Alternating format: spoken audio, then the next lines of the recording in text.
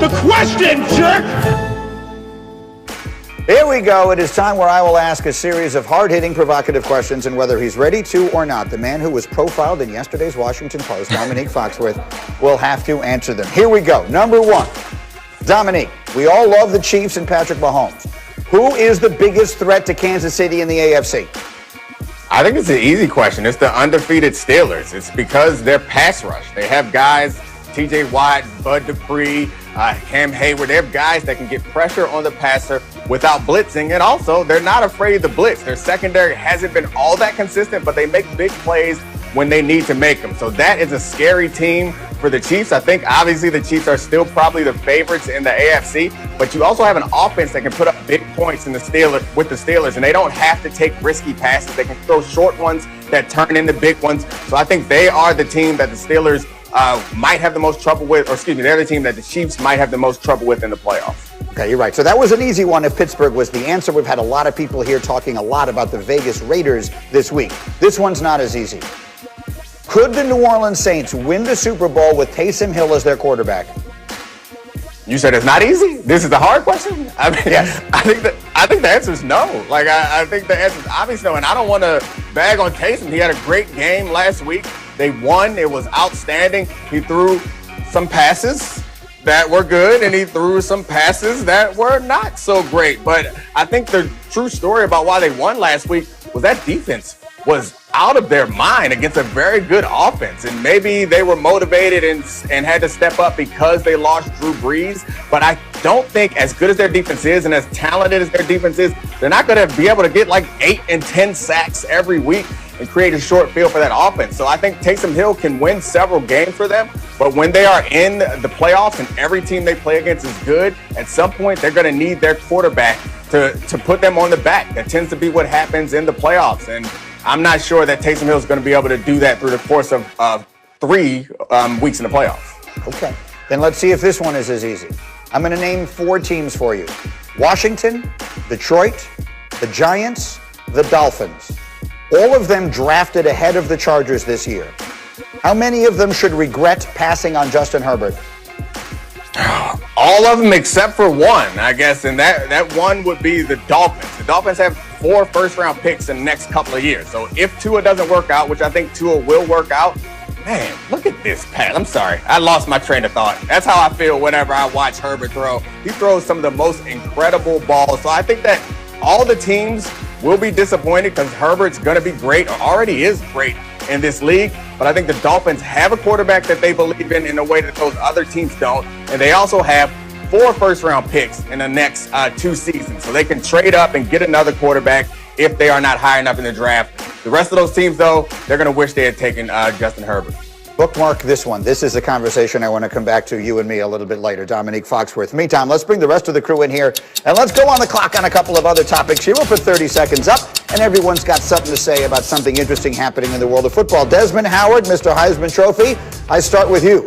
Who is your front runner to win the Heisman this year? 30 seconds. Go. Okay, Greeny, it's close now. It's like splitting hairs. A lot of people like Kyle Trask, Florida's quarterback, having a fantastic season. But I will go right now with Alabama's quarterback, Mac Jones. I mean, he protects the ball. He's 3 interceptions so far. I know that was a bad one. But he's completing 77% of his passes. They have a very strong running game. I like Mac Jones over Kyle Trask right now. But it's a close race. If we get our wish, if everything goes as scripted, the two will play against each other head-to-head. But right now, I would have to give the nod to Mac Jones. It's pretty remarkable considering all the success the Tua had there, if this is the guy who winds up winning the Heisman. Next up, RC. Are the Rams a serious contender to win the NFC and make it back to the Super Bowl? 30 seconds, go. They absolutely are, Greeny. This is a complete team. This team's 4-man rush is the best in the entire league. And this young secondary led by Jalen Ramsey is flat out balling. And what we saw Monday night is that they have weapons. They couldn't even run the football. And Jared Goff was able to drop back 50 times and get a win. And Cooper Kupp was killing people And so when you watch this team, you have to be excited. We all know how excellent their coach is, but now we see how complete of a football team the Los Angeles Rams are. And I think when you look at teams in totality, it goes New Orleans Saints, Los Angeles Rams. We could get a repeat of that championship game. Okay, and then one more, 30 seconds. Graziano, I'm told you've heard some things on this show about the Ravens this year that you have an issue with. 30 seconds, what are they? The popular opinion seems to be that the Ravens are struggling on offense because they can't create explosive plays. But the fact is that they are creating explosive plays at a higher rate than they did last year. Their problem is they can't sustain drives. Their average drive last year covered 40 yards. That was first in the league. This year it's covering about 31 yards. That's 24th in the league. They're not running the ball up the middle as effectively. They lost Marshall Yanda, the great guard who retired right before the season. That's had a much greater impact on Baltimore's ability to score points than anything about explosive plays or Lamar Jackson throwing outside the numbers. And tomorrow night, if they are able to play, they'll play without their top two running backs. Guys, sit tight. Much more football as we go. But college basketball is back and better than ever tonight. Well, we hope. They officially get underway with a number of top-ranked teams in action, including number 3 Villanova taking on Boston College. You'll see it on ESPN. And if college basketball is back, that means it is time for my uncle Seth Greenberg, no relation, who joins us here getting ready to go. All right, Seth. Here we go. As fans get ready for this, and it sort of comes up on us every single year, give the fans 3 players they need to be keeping an eye on as the season begins. First, Cade Cunningham. Cade Cunningham of Oklahoma State, 6'6", point guard, sees over the defense, can beat you off the bounce, shoots the 3, reads all 5 defenders. He instantly makes Oklahoma State must-see TV. He's a dynamic guard with size and length. He'll be the number 1 pick in the NBA draft.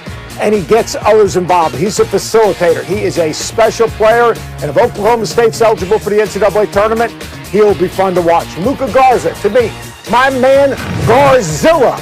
He plays harder than any player in college basketball. He's relentless. Reminds me a little bit of Tyler Hansborough. He gets to the foul line because he plays to contact. He can knock down the 3. You can put him in a ball screen. He can short roll. And he is relentless, absolutely relentless on the glass. Then we got my man Scotty Barnes. Scotty Barnes at Florida State.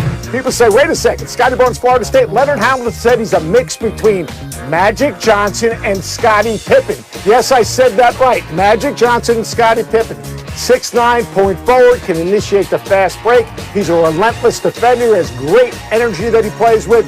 And Leonard says he has a voice. And what I mean by that is he is totally engaged in the game with his teams, and he's connected. Those 3 guys are going to be a blast to watch. Those 2 freshmen, a little Zion-esque.